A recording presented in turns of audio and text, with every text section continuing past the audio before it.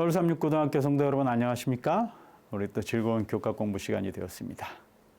교과 공부 열심히 하고 계시죠? 오늘은 제10과 야곱의 이야기 두 번째 시간인데요.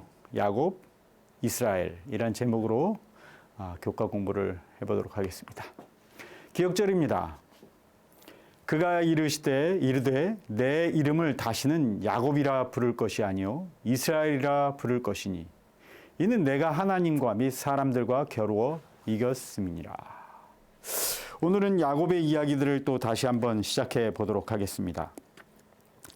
야곱이 이제 여행을 시작했죠. 그의 삼촌이었던 라반의 집을 떠나 여정을 시작했는데 첫 번째는 그가 라반을 피해서 오면서 만나게 된 사실이 바로 그의 형 에서를 만나는 것입니다. 정말 두렵고 떨리는 일이었죠. 그런데 이 과정에서 야곱은 특별한 경험을 하죠. 새로운 이름을 얻게 되는 것입니다. 이스라엘이라는 새로운 이름을 얻죠. 속이는 자였던 야곱에서 아주 귀중한 이름을 얻게 되는 것입니다. 여러분, 이스라엘이란 이름의 뜻이 무엇입니까? 오늘 기억절 성경 말씀에 보면 내가 하나님과 및 사람들과 겨루어 이겼다 라고 이야기하고 있죠. 이 성경 말씀에 보면 하나님을 이기고 사람도 이겼다 이렇게 표현할 수 있는데 여러분 이건 뭐 그렇게 좀 이상하지 않습니까? 사실 이 이스라엘이라는 이름이 무엇인가 원어적으로 살펴보면 이렇게 이야기합니다. 주석에는 이렇게 얘기하고 있습니다. 이 이스라엘이라는 단어는 싸우다 혹은 지배하다를 뜻하는 사라라는 단어에서 유래되었다는 것입니다. 이 사라라는 단어에서 유래된 이스라라는 단어는 뭐냐면 그가 싸운다 혹은 그가 지배한다는 단어인데 이 단어에다 하나님을 뜻하는 엘을 붙여서 복합형으로 이스라엘이라는 단어로 만들었다는 것입니다.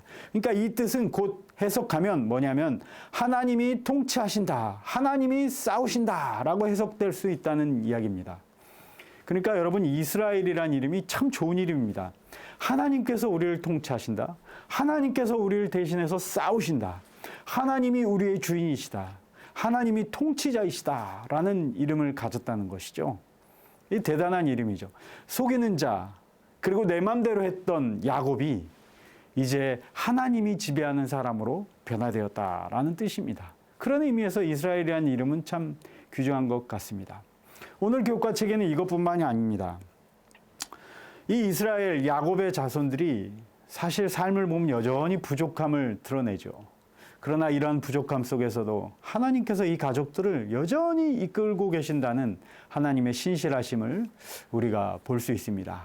그럼 교과 공부로 이제 들어가서 하루하루 좀 살펴보도록 하겠습니다. 첫 번째는 일요일 내용인데요. 하나님과 씨름함이라는 제목입니다.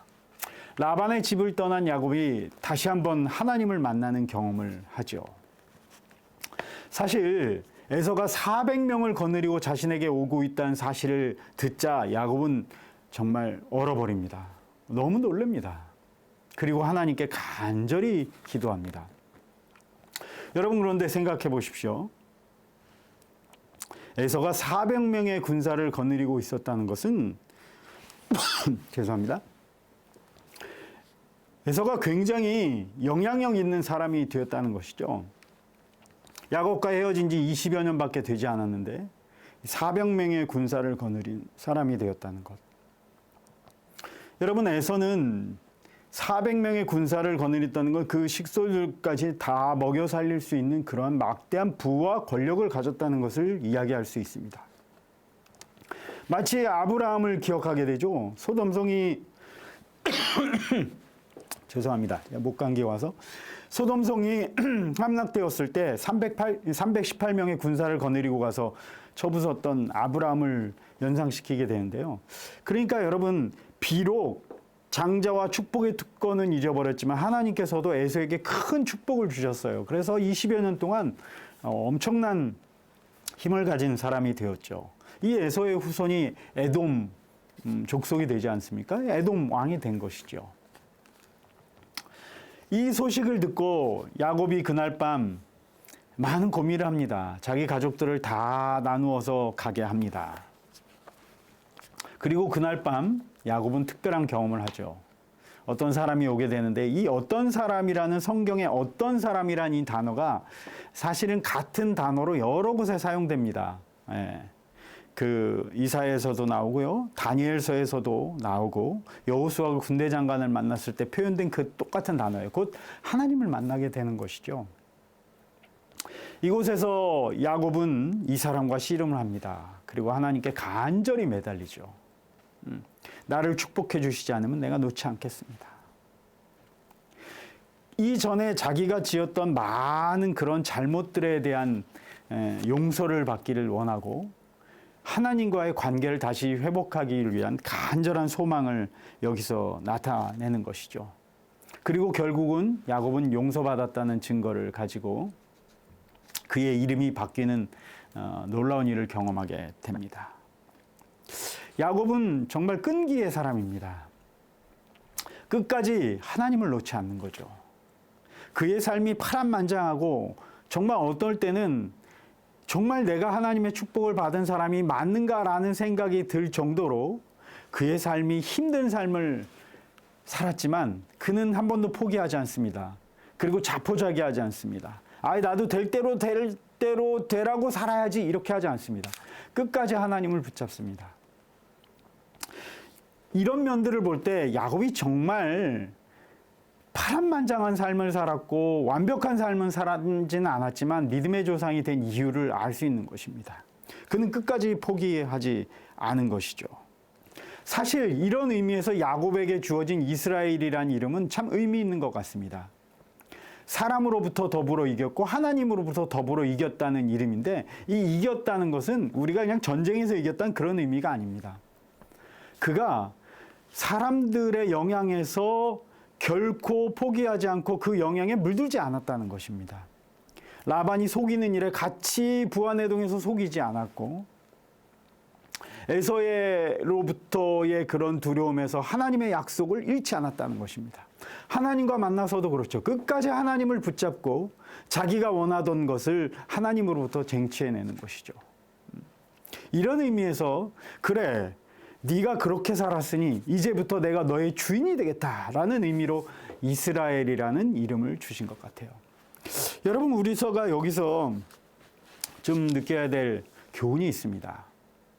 우리가 하나님의 백성으로서 하나님의 자녀로 살아갈 때 이 야곱과 같은 끈기가 필요한 것 같습니다. 비록 우리의 삶이 힘들고 어려운 일들이 계속된다 할지라도 때로는 하나님께서 우리를 인도하시는 길이 보이지 않는다 할지라도 끝까지 믿음을 버리지 않고 하나님 편에 서는 것, 이것이 우리에게 정말 필요한 자세가 아닌가 이런 생각을 해보게 됩니다. 여기 각시대 대쟁투 621페이지는 이 점에 있어서 이렇게 표현하고 있습니다. 야곱은 끈기 있고 확고하였기 때문에 승리하였다.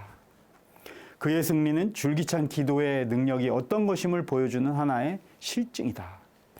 야곱처럼 하나님의 약속을 굳게 잡고 열렬하고 꾸준하게 나아가는 모든 사람은 그가 성공한 것처럼 성공할 것이다 라고 말씀하고 있습니다. 우리도 야곱의 경험을 되돌아보면서 다 승리했으면 좋겠습니다. 둘째 날 월요일 내용인데요. 다시 만난 형제입니다. 야곱은 약복강가에서 하나님을 만나고 그것을 분이엘이라고 표현하죠. 하나님의 얼굴을 내가 만났다라는 표현을 하죠. 그리고 형을 만나기 위해서 이동합니다. 야곱은 걱정되었고 자신의 가족들을 준비시키고 가죠. 그런데 뜻밖에도 에서는 전혀 다른 반응으로 야곱을 맞이합니다. 그는 야곱을 끼어안고 같이 울죠. 그때 야곱은 에서에게 이렇게 말합니다. 내가 형님의 얼굴을 배운 즉 하나님의 얼굴을 본 것 같다라고 표현합니다. 두 번째 분이엘의 경험을 한 거죠. 그리고 야곱은 나의 주라고 표현하고 7번 절하고 뭐 이런 일을 합니다. 형에게 용서받기를 원했고 형의 축복을 가로챈 것들에 대한 반응으로서 그것을 돌려주고자 하는 마음으로서 그렇게 하죠. 그러면서 이 일을 통해서 에서의 반응을 통해서 에서가 자기를 용서했음을 깨달기 시작합니다. 야곱은 하나님과 그의 친형으로부터 드디어 용서를 받죠. 그 순간 그는 깨닫습니다. 용서는 정말 은혜로 주어지는 것이구나.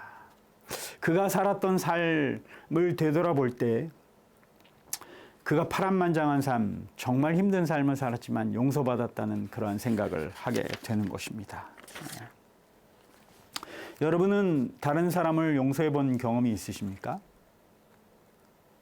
아니면 용서받을 일이 있습니까? 용서는 은혜의 산물입니다. 오늘 교과를 보면서 저도 이 용서에 대한 생각을 좀 해봤는데요. 내가 다른 사람들한테 용서받을 일은 없을까? 또는 내가 용서해 줄 일은 없을까? 그런 생각들을 해봅니다. 사실 여러분 용서를 하면 참 마음이 편해지고 좋아지죠. 사실 에서가 이렇게 용서할 수 있었던 것은 하나님의 역사가 있었습니다. 그 전날 밤 하나님께서 에서에게 임하셔서 꿈속에서 야곱은 내가 축복한 사람이란 것을 강력히 보여주시죠. 그 에서의 마음이 다 변합니다. 그의 부하들에게도 얘기해줘. 절대 공격하지 말라고. 그리고 에서는 반갑게 야곱을 맞이하게 되는 것입니다. 여러분, 우리는 하나님으로부터 용서를 받은 사람입니다. 우리의 어떠함과 상관없이 하나님은 우리의 죄를 다 사하시고 저 하늘을 우리에게 약속하셨습니다. 우린 용서받았고 상급을 받은 사람들입니다. 영원한 생명을 용서의 상으로 받았죠. 여러분, 이런 것을 생각할 때 사실 우리가 용서하지 못할 사람은 없는 것 같아요. 우리의 마음을 좀 넓게 열고 내가 용서받았음을 깊이 느낀다면 우리가 다 용서할 수 있겠죠. 우리가 이 마음을 다 간직하는 여러분과 제가 되시면 좋겠습니다. 화요일 내용입니다. 사실 월요일, 화요일까지는 좋았는데 이 3일 화, 수, 목에는 야곱 가족의 흑역사가 나옵니다. 이제 야곱 가족이 사실은 야곱은 어떻게 생각했냐면 약속의 땅으로 돌아오는데 가장 큰 문제였던 형과의 문제, 하나님과의 문제를 해결했습니다. 이제 약속의 땅에서 그는 평화롭게 살기를 원했어요. 그런데 평화롭게 살기를 원했던 야곱의 꿈은 완전히 산산조각 부서지기 시작합니다.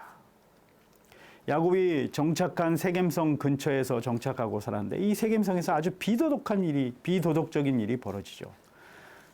레아가 낳은 딸 디나가 가나안 사람들의 삶을 보러 갔다가 그만 강간을 당하죠. 이런 일들이 벌어집니다.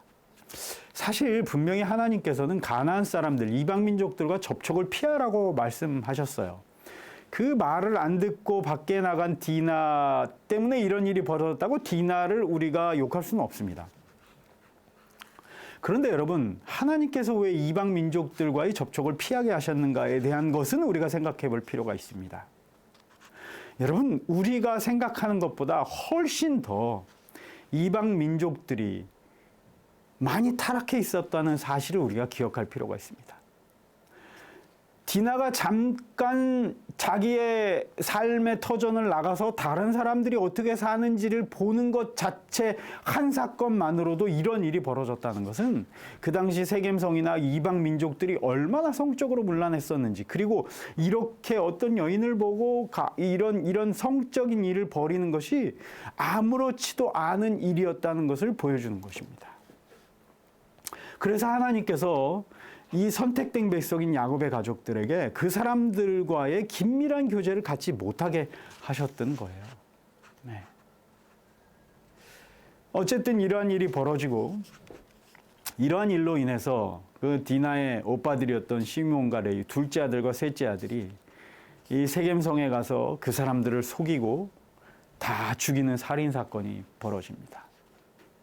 야곱의 아들들이 옛날 야곱의 성품을 그대로 물려받은 것이죠.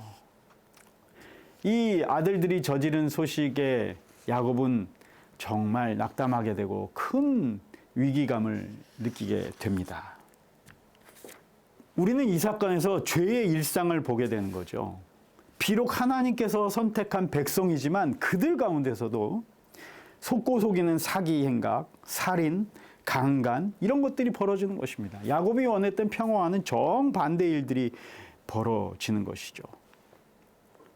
여러분, 죄악된 세상에 살아가는 우리에게도 마찬가지입니다. 정말 하나님을 잘 믿고 열심히 살아가고자 하는데 이 죄악된 세상에 살기 때문에 우리가 당하기를 원치 않는 일들이 우리의 의지와 의도와 상관없이 벌어질 수 있다는 것이죠. 그럴 때 우리는 어떻게 반응해야 되는가? 여기 시므온과 레위처럼 저렇게 반응하는 게 정말 옳은 일인가?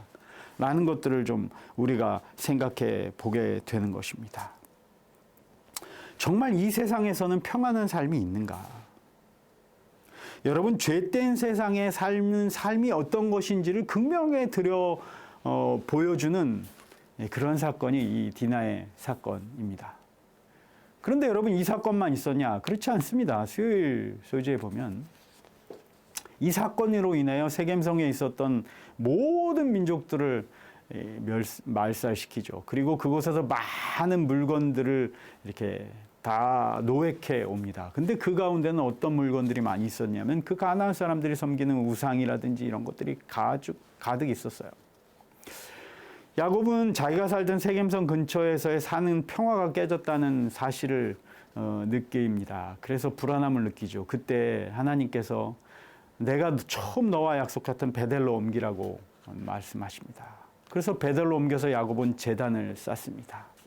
그리고 하나님께 그의 온 가족의 마음을 다시 드리고 이스라엘이라는 이름처럼 하나님께서 우리를 지배하시고 통치해 주십시오.